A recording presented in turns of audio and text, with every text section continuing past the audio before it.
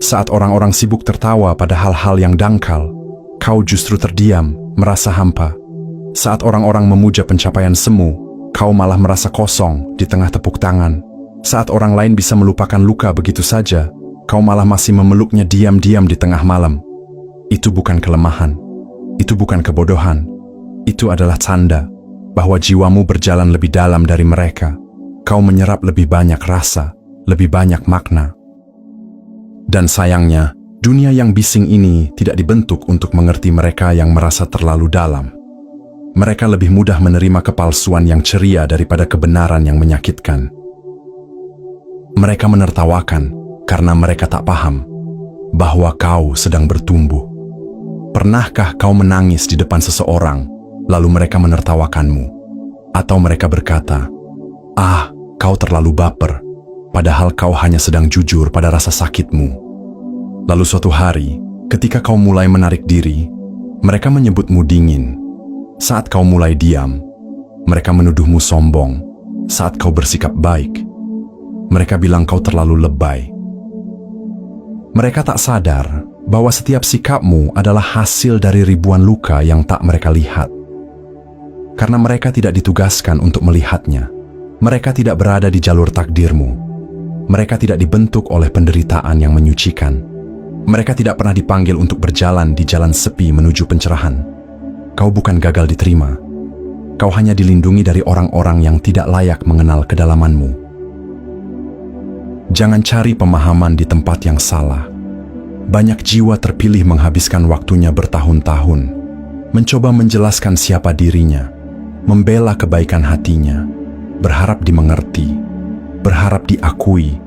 Tapi yang kau temui justru sebaliknya. Penolakan, pengabaian, bahkan pengkhianatan. Karena begini, sahabat mata jiwa, semakin terang jiwamu, semakin silau orang-orang yang tak siap melihat cahaya. Dan orang yang silau, alih-alih mendekat, mereka justru memilih menjauh, bahkan menyakiti. Jadi berhentilah berharap semua orang akan mengerti niat baikmu. Berhentilah menyiksa dirimu demi diterima mereka yang tak melihat nilai dirimu. Kau bukan diciptakan untuk dimengerti semua orang. Kau diciptakan untuk menemukan yang benar-benar mampu melihat cahaya dalam gelapmu. Ego tidak akan pernah mengerti rasa.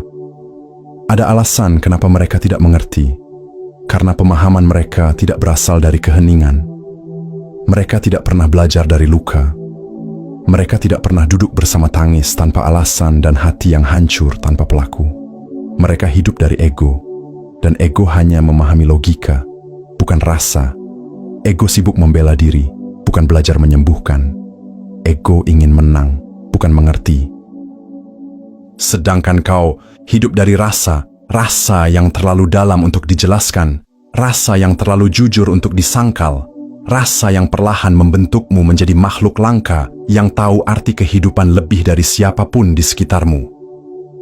Dan pada akhirnya, yang mengerti akan datang sendiri.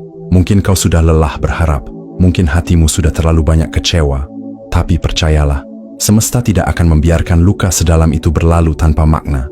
Akan datang orang-orang baru, entah dari mana. Akan datang pelukan-pelukan yang hangat meski terlambat.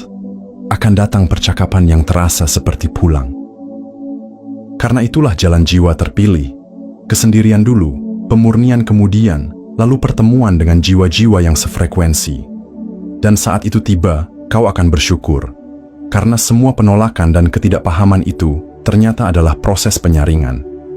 Agar hanya jiwa-jiwa murni yang bisa tinggal dalam hidupmu. Kamu tidak sendiri, kamu hanya berbeda. Jangan salahkan dirimu karena tidak dimengerti, jangan ubah dirimu hanya demi bisa diterima, karena kau tidak rusak. Kau tidak aneh, kau hanya berbeda. Dan perbedaanmu bukan kelemahan. Itulah tanda bahwa kau sedang menapaki jalur yang hanya sedikit orang bisa tempuh.